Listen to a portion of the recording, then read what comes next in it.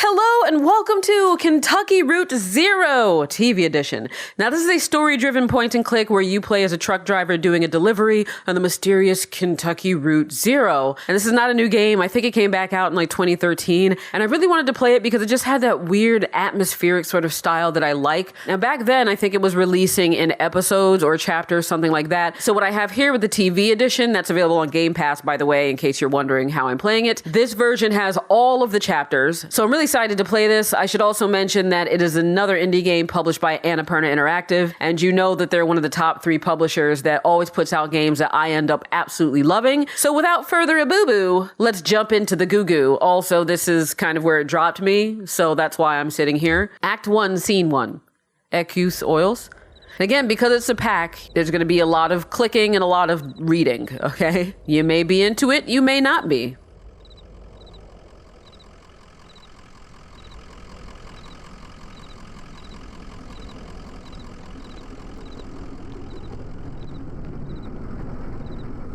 That me? Truck dog. Well, let's look at the dog. Is that my dog? An old hound and a straw hat. Both have seen better days. Okay. Truck.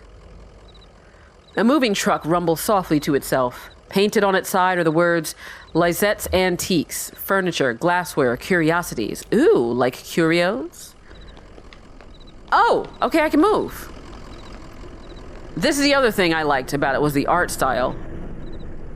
Oh, there's an attendant. Oh, this is so cool already. Let's look at them. Joseph sits between gas pumps in a Queen Anne armchair. His hair is gray, and his glasses darkened. All right, I'll talk to you in a second. I'm just going to keep looking at stuff. I love how it lights up. Oh, that's a horse head. That's dope. Anything over here? No?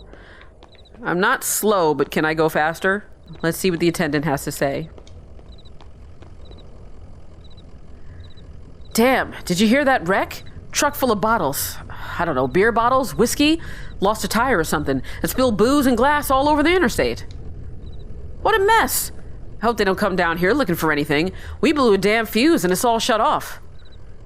Did I hear a dog? What's your dog's name? Oh, I get to pick. So I'm Conway. I like Blue as the name, so her name is Blue. Blue sounds like a sweet old hound. I used to know a dog like that. Hey, here's some jerky for Blue. I made it myself. It didn't turn out too well, but I bet a dog will eat it. Yeah, because dogs will eat their own shit and vomit, so they're not exactly connoisseurs. Getting late, right? I can feel the sun on my neck. I bet it's just a few feet off the horizon. So like I've been doing in a lot of things where I get to select my dialogue, instead of me reading both options and then saying which one I'm going to pick, I'm just going to pick and just cut right to me reading the answer. I've got a delivery to make on Dogwood, but I'd rather watch the sunset. Yeah, it's the truth. You've got to stop and breathe in that road. I bet while you're out driving, you let your eyes wander up the tree line and you just... Well, I bet you're more of a poet than old Joseph. How long have you been working here? I've been working here a number of years. It's pretty okay. You know, I have an advanced degree in a few publications. It's pretty okay here. Listen, you and Blue would have been driving up and down 65 all night. Dogwood Drive is on the other side of... Well, to get there, you've got to take the Zero. The Zero is a tough route to find, but you can use my computer to look up directions. You'll have to head down into the basement and reset the circuit breaker first. I'll be happy to have those whining lights back up anyway. It's too damn quiet out here. The basement door is back there in the office. Appreciate your help, friend. Oh, and here, take this lamp. It gets dark.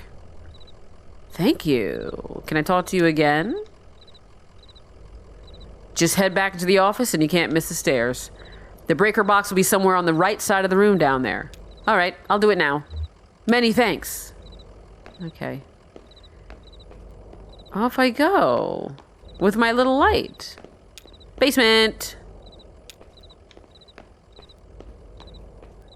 My dog is so skinny. Do either of us eat? All right, he said it'll be somewhere to the right, but I want to just see what's over here.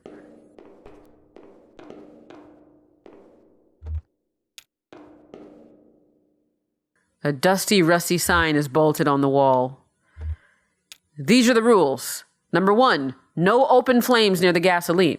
Number 2, no consumption of beer or spirits on the premises. Number 3, in case of sudden darkness, do not panic, relax, count backwards from 5. Number 4, strictly limit time spent in the basement to fewer than 3 minutes of every hour. Why? Oh, there's people down there. What the heck? Let's look at the basement. Emily, Ben, and Bob sit in the folding chairs beyond a worn card table. Papers, oddly shaped dice, and highway maps cover the tabletop. Hello? Conway clears his throat. Oh, sorry. Didn't know there was anyone down here. Did you hear something? No, sorry. I was looking at the rules again. It gets easier as you go. Look, you said you rolled a 5, right? That means you get to pick up your marker and move it anywhere on the map. So it's your turn now, right? Oh, yeah, I guess so. Where'd you put that 20-sided die? I don't see it. Did you drop it? Should be easy enough to find. It glows in the dark. Okay, am I going to see something glowing in the dark? Did you lose something? I think it rolled down off to the left there, but I don't see it. Well, I'm not going to go looking for it. It's too dark down there. One of you go down and get it, and I'll just study the rules here. Conway taps his foot, but gets no response. What kind of game is that? I think you were right about the instant crisis rules. Oh, God. There's a whole separate table of them in the back. I don't like that rule anyway. It's not fun. It's just random and frustrating. The randomness is what makes it realistic, Bob. I really need to get the power back on and make this delivery. I still don't understand how you win. Roll the 20-sided die once for each player and refer to Appendix C, Table of Psychographical Anxiety Address Correlation. Locate the resulting street addresses on the road map and move each player marker to the appropriate location. Is this going to tutorialize me on how to use whatever it is the guy told me I could use to find addresses? That doesn't help. I don't think you can win. It says on the box it's a tragedy. You said you're missing a piece? Okay, so just get started. We need that 20 die. Yes, that gets us on the road. Well, hopefully if you roll a 1, you drive into a ditch. If you roll a 2 or a 9 or a 12, you have to write down a new anxiety and roll again. If you roll a 5, you get to move your piece anywhere on the map you want. Oh, my Lord.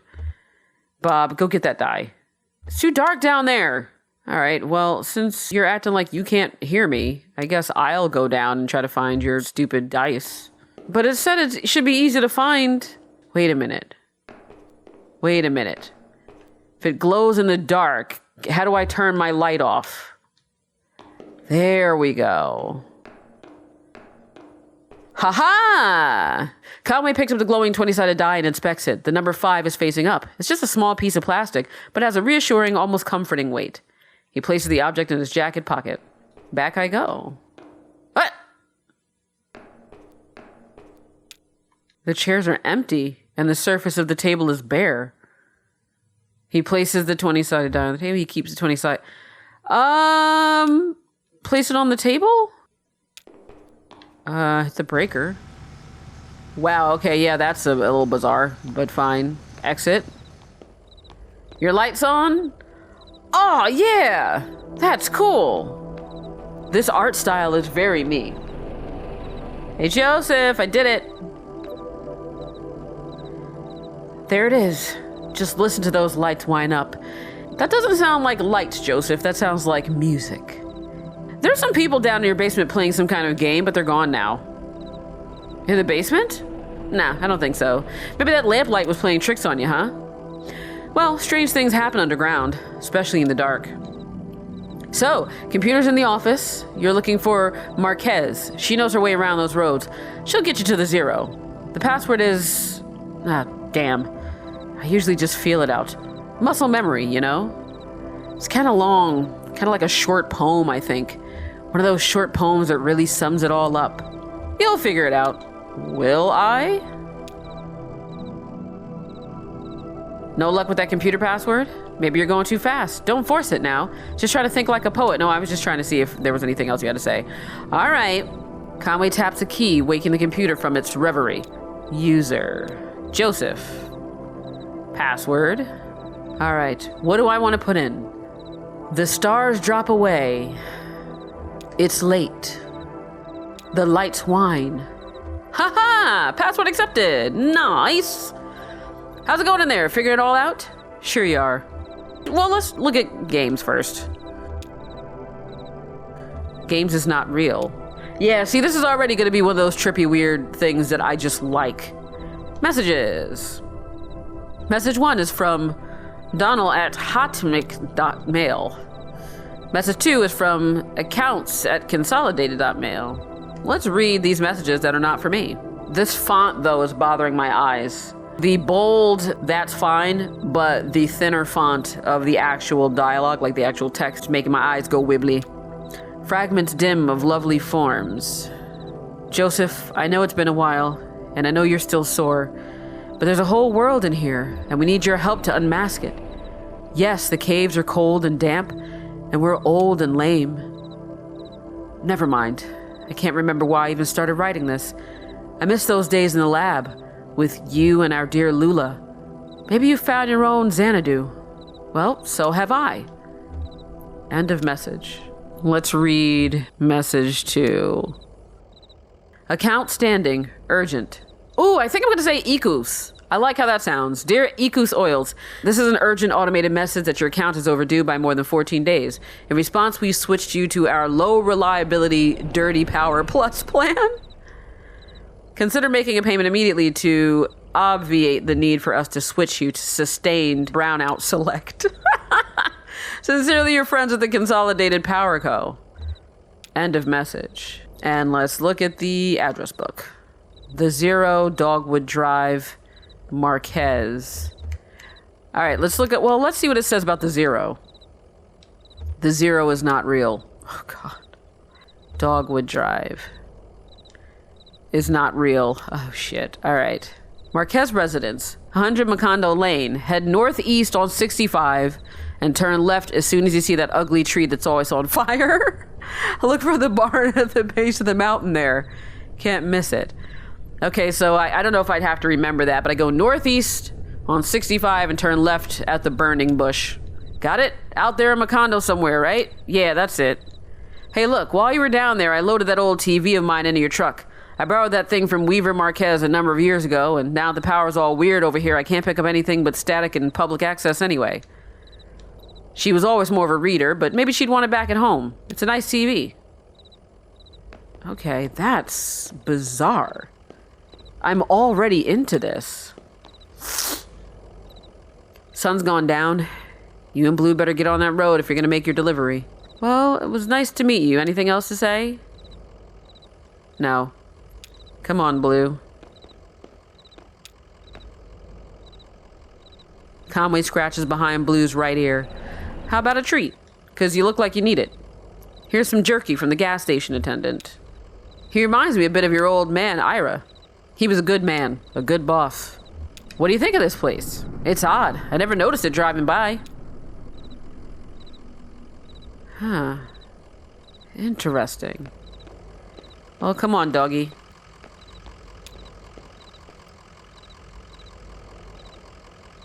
Time to go. All right. Oh, that's cool. It's like I'm actually driving.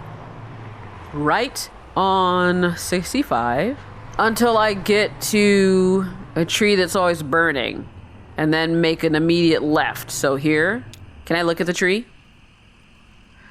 A tall black oak burns on a hill above the road. Ah, I love this. I love it already. I love it already. Okay, Marquez. Act 1, Scene 2. Marquez farmhouse. I will say this, and I know there are going to be people out there who are like, how dare you, but I wish I didn't have a dog. Like, I understand people are obsessed with pets, but I'm not. So I kind of don't need to always have like a companion in everything that I play, because it just gives me extra, dialogue and stuff to worry about. Lamp. A street lamp lights the base of a dusty path leading up the hill. All right, Blue, what do you think? Pretty dark out here, huh? Maybe you'd better stay down here where it's lit. Can I see anything off to the right? Oh, and I love the cinematography of that. Like, I love how it pulls out.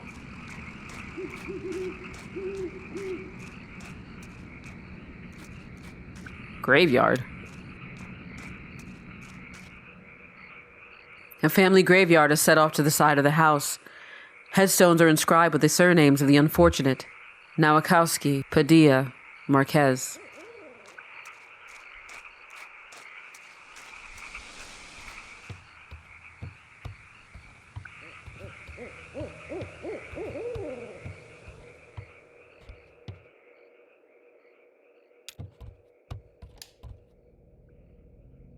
I was just thinking what a lovely house we have. Do you like it? Have you been here before? Did you happen to see an owl? That's an odd way to greet your delivery man. No, I've never been here before. I know, it must seem very strange to you. I was here when this house was built, so it's never been strange to me. There used to be another house here, but we had it destroyed, and we built this one. It was very expensive, and we got quite underwater. What do you do for work? Is it too difficult, or do you like it very much? I was once a mathematician. Are you looking for something in particular here? I drive deliveries for a small antique shop. I believe it's hard times for a small antique shop. It's hard times everywhere, even out here on our little farm. My parents stopped paying the bank a while back. I shouldn't even be here, but I just stayed. I have some notebooks. I'm only a little bored. I might prefer to watch TV occasionally. Actually, I have a TV here that I think belongs to you. Will you please set it up? Then I can explain to you how to get where you're going. The zero. I know. All right, let's set the TV up for you.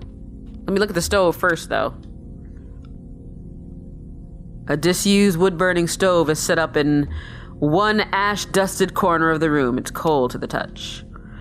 So I'm sensing, like, is this a place of economic ruin? Because she's saying, like, they all fell on hard times everywhere. Her parents just stopped paying the bills at the farm. The dude at the gas station didn't pay his bill. I'm into it. I'm into it, guys.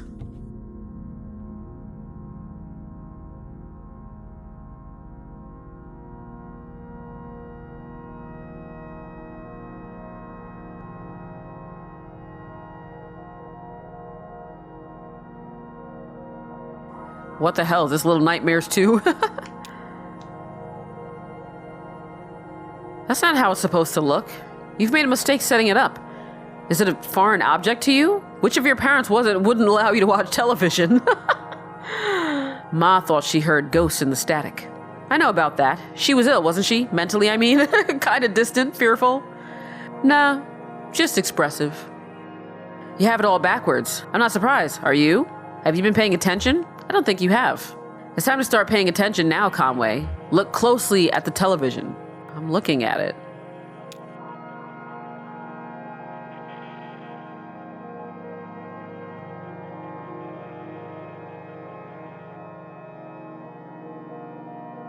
Whoa.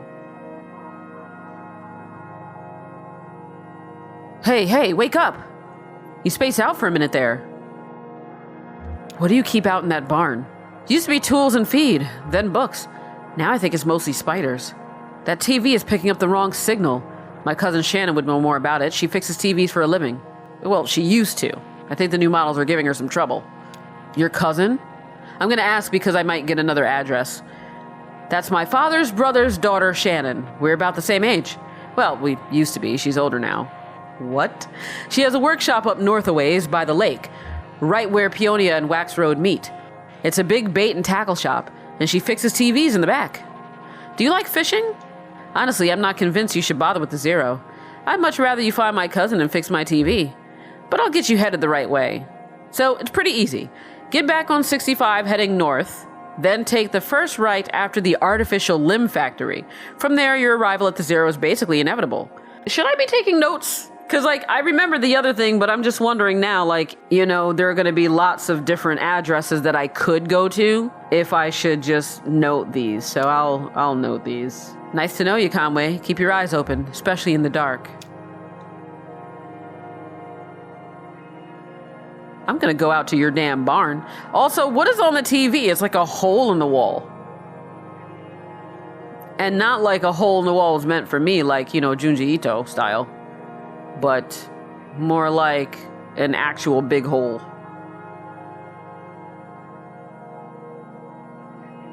Oh! Weird. I want to go to the barn.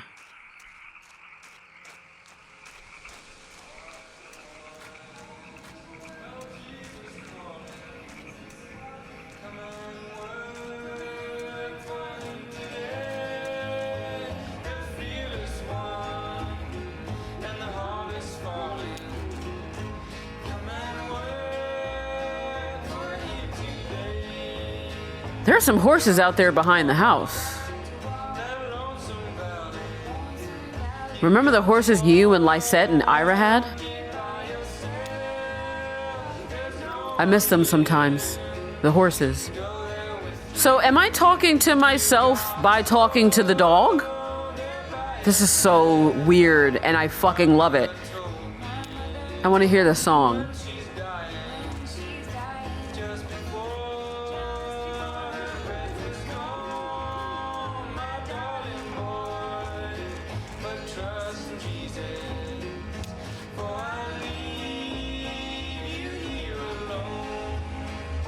It's not time to go yet.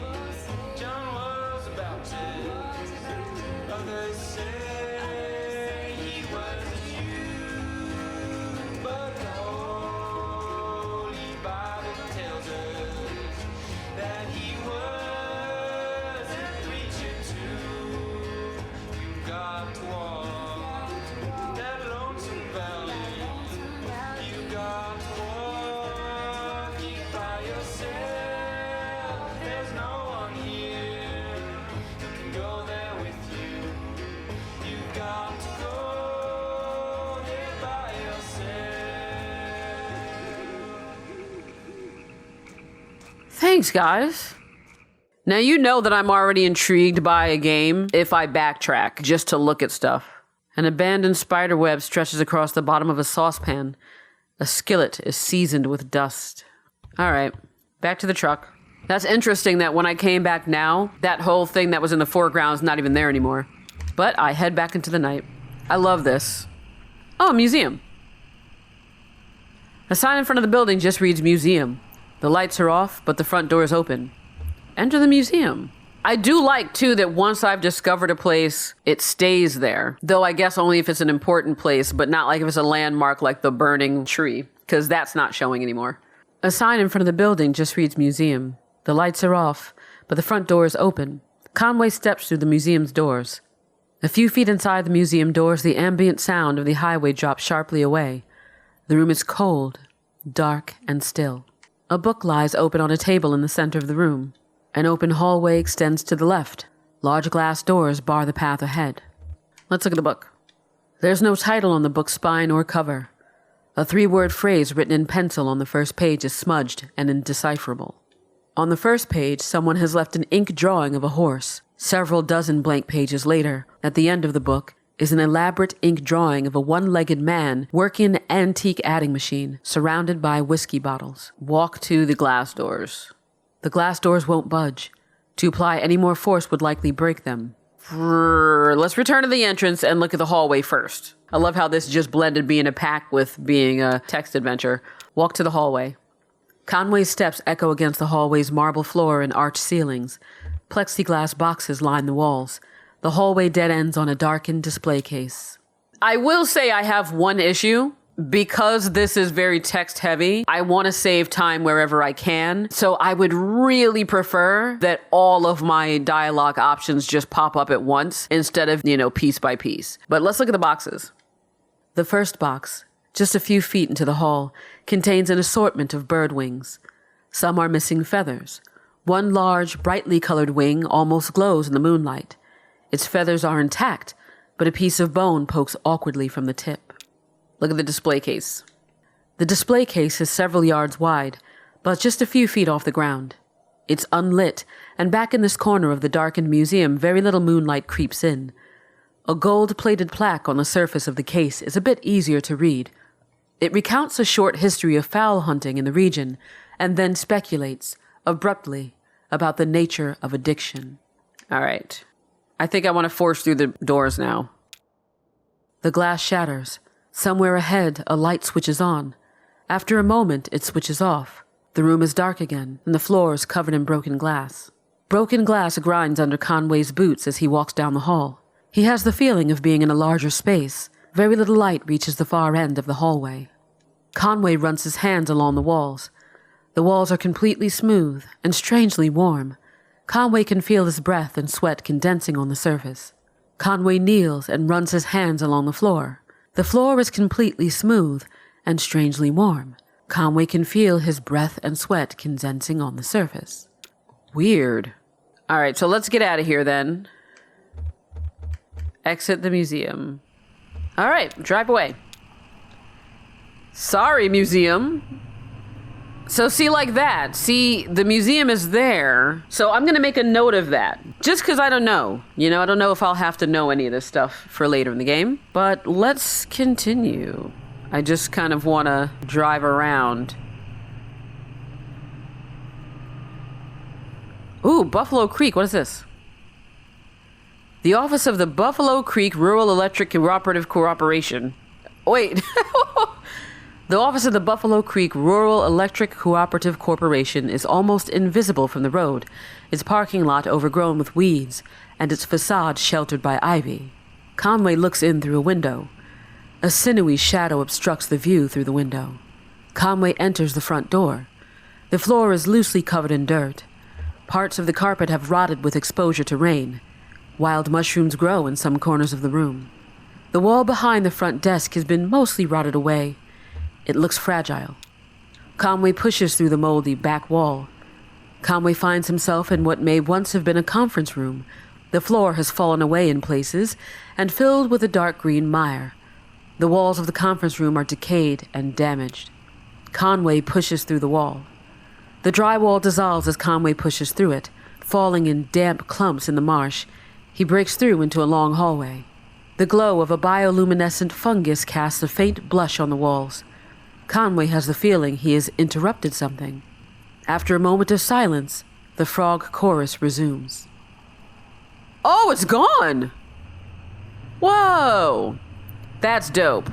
I'm still gonna write down that the rec office was on Shady Land Church Road. Oh my god, I love this. I love this so much. Okay, let's continue exploring. Mount Olive Gherkin Road.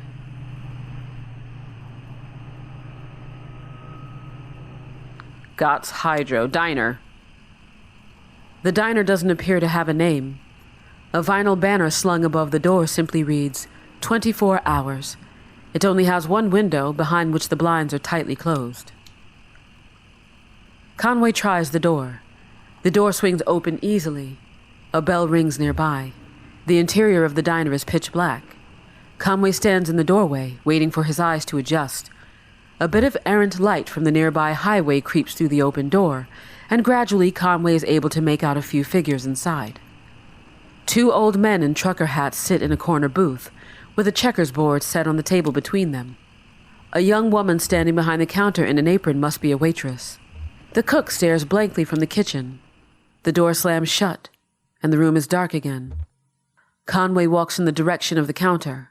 He hits his knee on something hard and metallic, winces quietly, and then carefully finds his way to a stool. He places his hand on the counter. Another hand, a young woman's, rests itself on his. She guides his fingers to a laminated menu. Conway closes his eyes, opens them, maybe closes them again. Impossible to differentiate. Ooh, let's order waffles. I hate coffee. Waffles are a safe bet, even at some darkened hole in the wall. Conway squints hopelessly at the menu, searching in the dark for some legible text. He feels a warm hand against his cheek and freezes. Her fingers run across the stubble of his chin. He feels like apologizing. She leans forward, and so does he. Whoa. Wait, what is that? Was that always there on the bottom right? Oh, I just noticed that. Oh, okay, so there are some notes. Wait a minute, this is really cool because when I went to the save slot thing to start a new game, it gave me the choice, well, you saw it, but it gave me the choice of a notebook, a tape, or whatever the hell the last thing was. Does that mean that depending upon which save slot type you choose, that's how it's going to present the notes to you? So if I had chosen the tape as my save slot, these notes would be coming up as if I were playing a tape? That's so cool. Oh, Shannon's Workshop. All right, was up north a ways by the lake. Okay. But that's cool. The diner just kind of disappeared. Is this something that, like, am I seeing other people's memories, like that this is all a ghost town sort of thing? And I'm picking up little bits of their history? Oh, I don't know, but I just like this so much now. Oh, actually, I just realized I never went into options before recording. Text speed, steady. Wait, oh, let's see if I can change it here. Sudden, drowsy. Let's do sudden. Because that way it'll just happen faster. I can read at the space I want, but, you know, it's fine. Text size, human. Lion. Mammoth.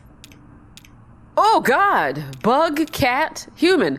All right. Well, I'm going to go with lion, because even though this is perfectly fine for me, well, maybe that's too big. But you know what it means? I'm not ever going to strain. And video. Brightness. Modern. Classic. Modern, fine. All right, resume.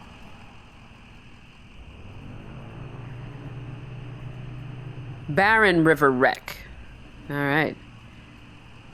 The exterior of the Barren River Rural Electric Cooperative Corporation is a dingy beige, sprinkled with fading graffiti.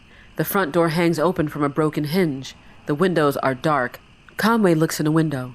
The windows are too dirty to see anything inside but a few dim shapes. Furniture, maybe. Or livestock. Conway steps through the front door. The room feels empty, with no furniture other than the built-in front desk, host to a disconnected telephone, and a few empty beer cans. Meandering lines of color have been spray-painted along the walls. Behind the desk, a hallway leads into darkness. Let's pick up the phone. Conway lifts the telephone receiver to his ear. There's no dial tone. The phone is disconnected. Conway closes his eyes. With the phone pressed closer to his ear, Conway can hear a thin, quiet roar, like the ocean or the highway. Conway steps into the hallway. The hallway passes several smaller office doors. It quickly disappears into darkness. Something is glowing in the distance, barely. Conway tries a few of the office doors. One of the office doors is still locked.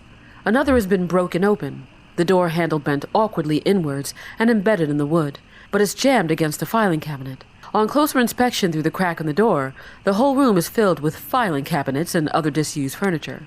The hallway passes several smaller office doors. It quickly disappears into darkness. Conway walks to the dark end of the hall. The door at the far end of the hallway is tightly closed, but a warm glow bleeds in from its edges. Conway opens the door at the end of the hallway. The handle is loose, and the door swings open easily. The hallway fills with warmth, light, and the smells of smoke and coffee. About a dozen men and women sit around a campfire in the middle of a large room. Cubicle walls have been cut into pieces, some leaning up against the walls, and some arranged into stacks of firewood. One of the women waves to Conway and offers him an empty chair. It's missing wheels, but it's comfortable and easily adjustable to his height. Someone takes a pot hung above the fire and pours coffee into a styrofoam cup. Conway accepts it, and they all return to watching the fire. God, was that something where, like, this office became so obsolete, I guess, from going out of business or whatever, that people just turned it into a place to have a campfire? Interesting. Let's continue. Oh, dragonflies. The truck jerks toward the shoulder, nearly run off the road by a swarm of dragonflies. Their wings beat briefly in the headlights and disappear into the night. The dragonflies vary their pace. As the truck approaches, they scatter. After a minute or two, Conway can hear a swelling whine to the southeast. I love that, where you can tell where you can go and where you can't because the lines are darker. I just wanted to see if there was anything on that little stretch, though. The truck pulls up to a house with an intensely bright porch light. A cloud of dragonflies swells around the light, darting, hovering, turning at right angles. There are no lights on in the house. A stencil on the mailbox reads, 2880 Beaker Boulevard, and below, written in marker, "No solicitors. I work for long hours and retire early." Did I say fireflies even though I was reading dragonflies? I don't know. I feel like I did.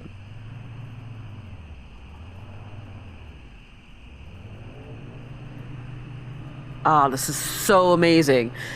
Just the intrigue alone. I want to know everything that's happening. Factory. What? A creek runs alongside the highway and then turns toward a dirty brick building. A grinding drone from within the building is faintly audible from the interstate. Floodlights on the lawn illuminate smokestacks. At the edge of the building's parking lot, a large sign, partly obscured by trees, reads, Artificial Limb Factory. Oh, okay, well, that's the place I was looking for. Now, what was it that I was going past the limb factory to do? I don't recall. No, I don't want to on-ramp. I just want to see what's on all of these roads.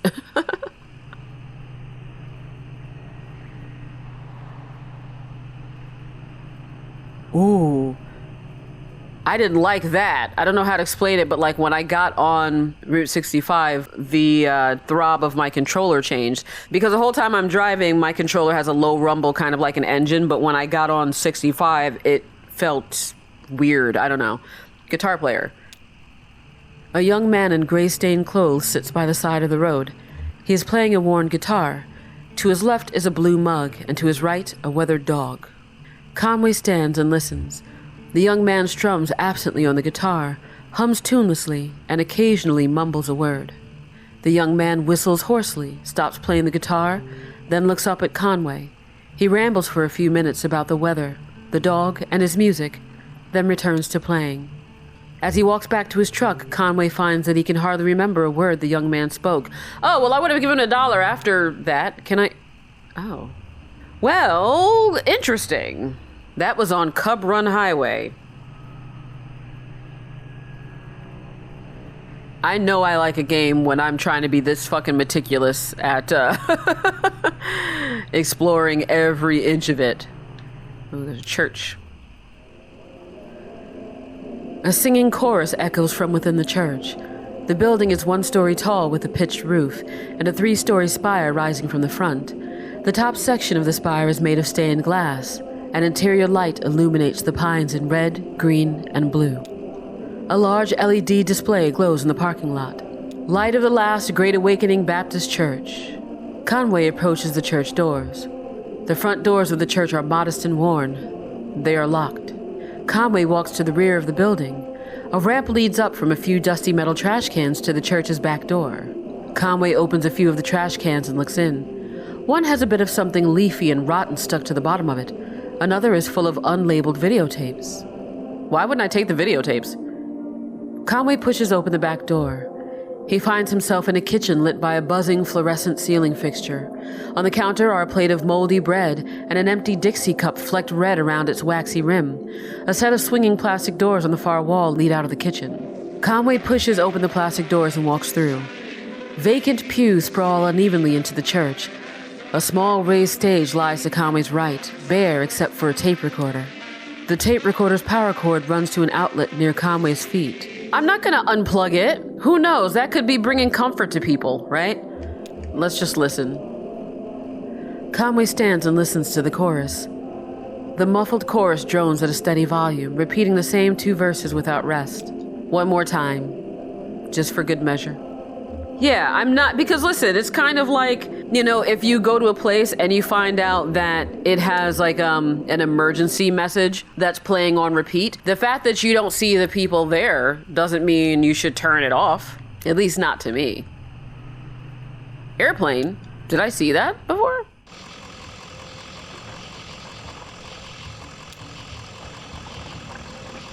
Two shirtless, shoeless men push a light aircraft along the highway. Occasionally, one or the other slips a bit on the sweating asphalt or stops to pull back his hair.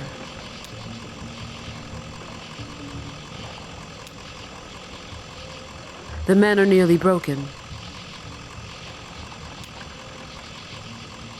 The rubber is almost worn away. Soon, these men will be dragging this airplane. Well, let me watch them for a second as I take my sip of my seltzy seltz. I want to see if they get out of frame, because I can't move. I can only get back in the truck, so I at least want to watch until maybe something happens or maybe nothing happens, but this is the type of game where I just want to see. I'll speed it up, though. Oh. Here they go.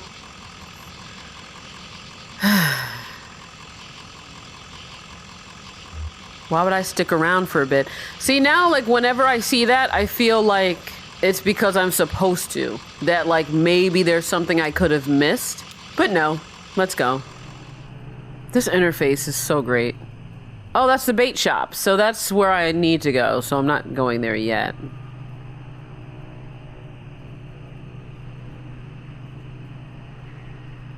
Wait, what was the ramp? Let's go to the on-ramp. I'm just curious. No! Shit! Act 1, Scene 3. ELKHORN Valley. Can I go back? Oh. Okay, this is creepy, but fine. How's it going, Blue? Oh, see... Okay, I don't remember her saying the on-ramp to 0. If I remembered her saying the word on-ramp, I wouldn't have gone to the on-ramp. Hey, you got something on your hat. You been digging in Lizette's flowers again? She just can't keep you out of there, can she? Okay, well, I don't want to visit this yet. I want to go back to the other place first. So we'll do that the next episode. That's what we'll start. We'll start whatever that is. But for now, let's head on back to the bait shop.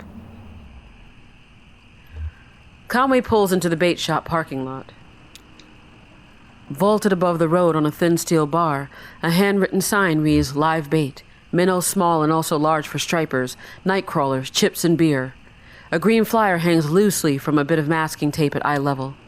To the shop's right, a dirt parking lot sprawls unevenly into grass and then eventually trees. The bait shop is open. Read the flyer. Computer-printed type in a bold font surrounds a clip art illustration of a TV set. The TV has eyes, arms, and legs. Its shoulders are slouched. On the screen is a cartoon expression of exhausted nausea. A hot water bottle rests against its wire antenna. TV repair, no model too old. Inquire within. We do not sell digital converter boxes. Conway enters the bait shop. Narrow aisles crowded with lures, reels, rods, and snacks divide the shop lengthwise from the entrance to the cashier's counter. The left wall is lined with churning tanks of water. Conway approaches the tanks. The 3 metal tanks aren't labeled, and the water is too agitated to get a clearer view of what's inside each one. The contents of the first tank are vaguely gray. The second is a muddy pink. The third is clear, but shiny silver flecks occasionally flash along its surface. I mean, I feel like if I do the third, it's gonna be like some fish, maybe. Conway reaches into the third tank. The water seems to tremble with life. Conway can't tell if his hand is being nibbled by fish or massaged by the artificial current. As his eyes near the surface of the water, he can see something colorful glowing faintly at the bottom of the tank. Reach deeper! A tremor spreads from his elbow out to his fingertips and up to the base of his shoulder. His vision flickers. The water is running warm under his skin now, and he has the sensation that something is about to snap. His eyes close. He lays on a rooftop, new shingles rough beneath his back, swelling in the noon sun. He's exhausted. They must have started before dawn. His legs are sore from holding stable on the uneven surface, his wrists from breaking old sealant, his fingers from carefully lifting shingles to hammer down new ones. His boss, Ira, yells from the idling truck below. He shades his eyes with his hand. A beer would be good. It's barely past noon, but he's worked a full day already. What could the harm be? Maybe a shot at the counter, just to get his eyes open. Then a beer. He could offer to drive into town for lunch and stop at that place on Cumberland. The cashier pushes Conway roughly on the shoulder. He's been talking, yelling maybe, but it's all an echo now. Conway looks up, his neck stiff with pain, his right palm still tingling. The cashier points to the tank, then above it to a few holes torn in the wall, nail holes from which an electric sign has come dislodged and fallen into the water. That's hilarious. He helps Conway to his feet, looks at him pitifully, and returns to the cash register. All right, let's look at the first tank. Conway's hands brush against something roughly the size of his palm. Conway reaches deeper into the tank. Conway's hand comes into contact with a scaly, uneven surface. As he runs his fingers along the bottom, a bead of sweat bridges the inches from his temple to the water's surface. Something bites at his forearm. He recoils. Okay, and the second tank. Conway reaches into the second tank. Conway's fingers slip through something fleshy but inert. The sensation is nauseating. He reaches deeper into the tank. As his elbow passes into the pinkish mass, he realizes he's about to be sick from the smell and pulls away. Oh, so that's probably chum or something. Okay, leave the tanks. Anyway, leave the tanks, and let's head to the counter finally. A wiry cashier stands behind the register, preoccupied with a Sudoku puzzle. Conway asks about Shannon Marquez's workshop. A handwritten sign on the door behind the counter reads, blah, blah, blah. It's the same stuff. TV repairs by appointment, please consult with cashier. The cashier knocks a few times on the door and waits, occasionally glancing at his puzzle. After a few moments with no answer, he notices a smaller note written on the sign, reads it, then points it out to Conway. Conway reads the note on the workshop door. Weaver, I got your message. Have left for the old mine. Don't know if I'll see you there or what. Ready either way. Oh, weird. Conway asks about the basketball game. The cashier switches on the radio. An AM sports broadcast is playing, but Conway can't be sure if it's meant to answer or to drown out his questions. Okay, so they went to the mines. So I'm just going to make note of that, but I'm going to put a question mark because I don't know where that is. Leave the shop. And I think that's more or less everything, right? Oh, well, let's look at my thing and just see. Up north ways by the lake, right where Peonia went. Yeah, the big bait and tackle shop, right. Artificial limb factory. Yeah, she didn't say, oh, see, it says at the top, 0 on-ramp. Okay. So this is, I guess, the whole premise of the game is I'm trying to get to this 5 Dogwood Drive. That's so cool. Can I save or... Also, why does it say Mooney Cadet at the bottom? Quit? Back to the circle. Let me just see where it leads me. Launching? I don't know if it's saved. I mean, that's uncovered. Well, you know what? We will figure this out. Well, let's do this. Because now I'm paranoid that the game's not saving. So let's go to the on-ramp first. We'll do that. We'll see whatever's in here. Wait, what? Act 1, Scene 4. Wait, I skipped 3? I don't know now what's going on. Entrance. Okay. Because I don't even see any save icons, so... What the hell? Act 1, Scene 5. What is happening? ELKHORN mine. Oh. Is that the mine that Shannon went to? Oh, it is. Shannon speaks into the large brick cell phone held up to her ear. It's $200 for 2 weeks.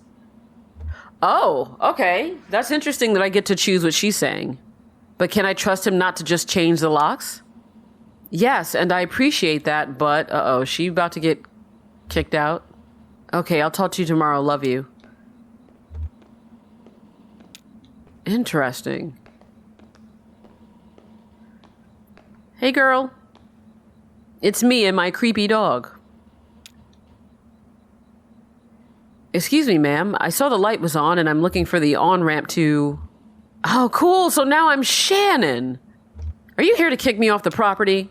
Oh, no. I guess you don't belong here either, do you? Oh, this is interesting. I know what I'm doing. So I'm going to say to him whatever will make him maybe ask her questions, if that makes sense. So I'm going to have her say to him, hey, do you work for the power company? The power company? Oh, no. I once worked for an electrician for a few weeks, but I sort of drifted on before I really learned anything. I get it. You're a nomad. Huh. Well, I do drive a lot. Just me and the road mostly when the sun is out. Again, because I know that that is his job, I don't need her to know that. I want to see how he reacts to her saying that he sounds lonely. Nah, I get by. Here's what it is. I drive deliveries for a shop called Lizette's Antiques, and I'm out trying to finish this job. What kind of stuff? Antiques, good stuff. Lizette has a sharp eye for the little good it's done her lately, you know. It's just one recession after another. Everybody's selling their old stuff cheap, but nobody's really buying. I have a delivery for 5 Dogwood Drive, and I can't remember ever seeing that address before. Now I heard I need to take a highway called the 0. So I met this young lady, name of Weaver Marquez, and she sent me this way, and so here I am. Uncommon kind of place for an on-ramp, but that's what it's been like so far anyway with... What? Weaver Marquez, do you know her? So you saw her, tonight. I know Weaver, she's my cousin.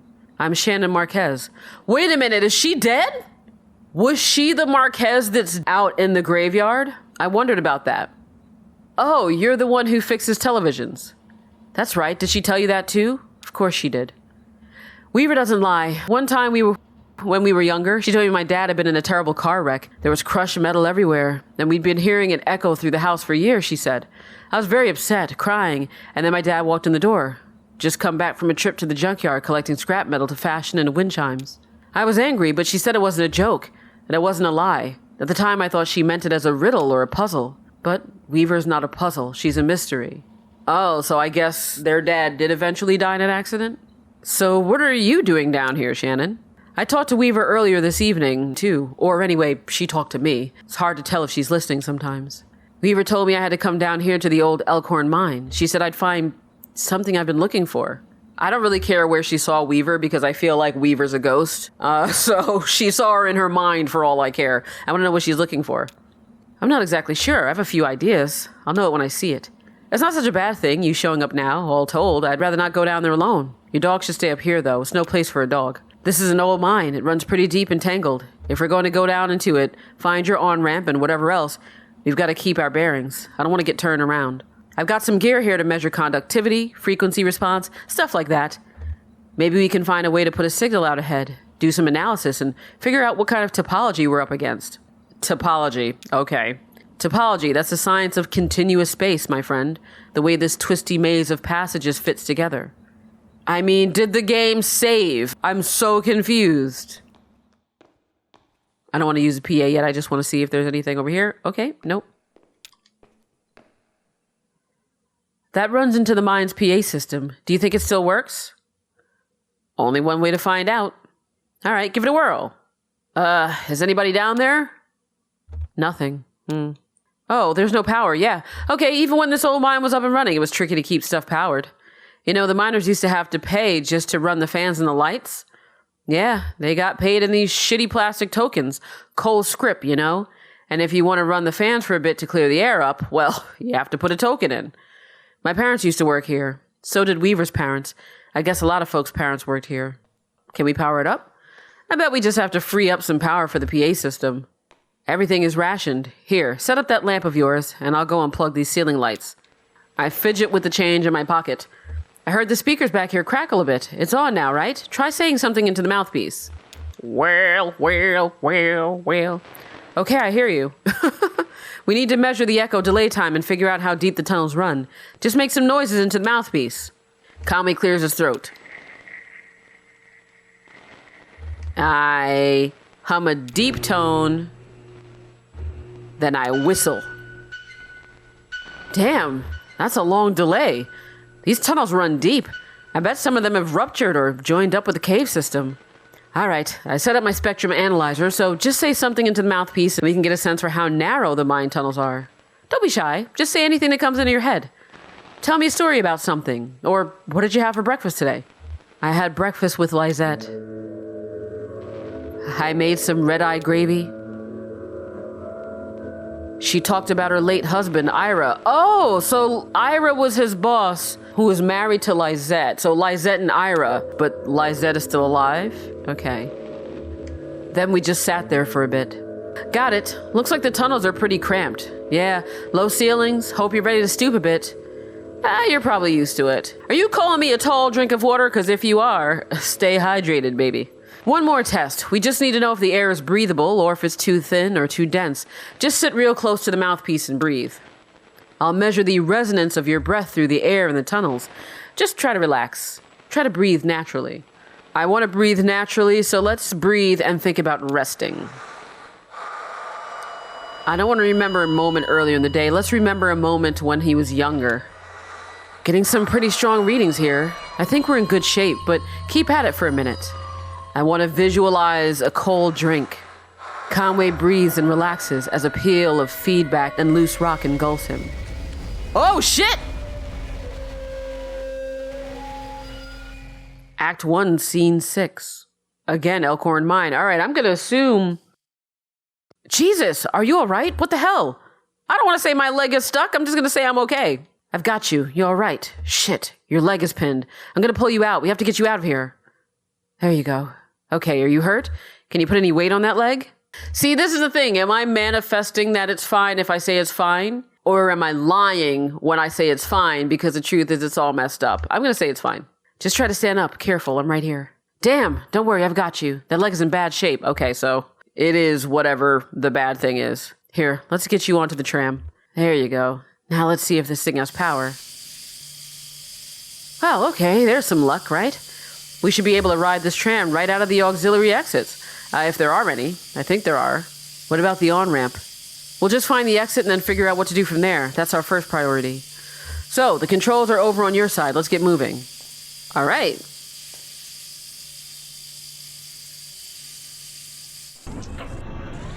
Hey! Oh, that's creepy.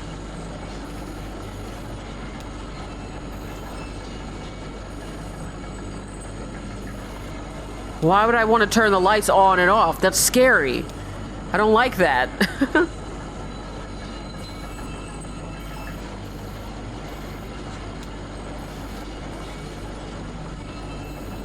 Ah! I didn't like that! I didn't like that! What is going on here? Oh, here we are. This may be hard to believe. It's hard for me to believe myself, but this whole branch was underwater last I heard. How did that happen? That freaked me out. Some careless miner or some unattended machine bored through into an underground lake. The water came in pretty fast, and a lot of folks got trapped in the tunnels. I only heard parts of how it went from there. Sanitized for the bereaved. You know how these big companies are. But there was gossip, too. The trapped miners couldn't get the pumps going because the power was rationed, so they shut all the lights off, but even then it wasn't enough. So I guess it was dark when You lost some people down here, didn't you? We all lost people down here. Well, not all of us, but most of us. It doesn't matter now. Look, this old turntable is still wired up. The controls are dead, but I can use my signal generator to switch tracks if the water hasn't damaged it too much, or we could just keep heading down this tunnel. All this junk hanging up around the turntable is from the company store. Just junk, you know? The miners would buy it and use it to decorate the place, or as landmarks. I guess. Hard to know which way is which down here. It's all so dim and gray. Alright, so she connects the clips. We're on the track between the animal bones and the rowboat. So... Okay, well, as a matter of fact, here's what I'm going to do. I'm going to end the episode here, because this way I can see if this actually saves or not. But so far, I'm so intrigued by this game. And God, I'm just really excited to play through this. So if you're excited to play through this, go ahead and subscribe to my channel, support me on Patreon at the $1 tier or higher, and I'll be back very soon with another episode of Kentucky Route Zero.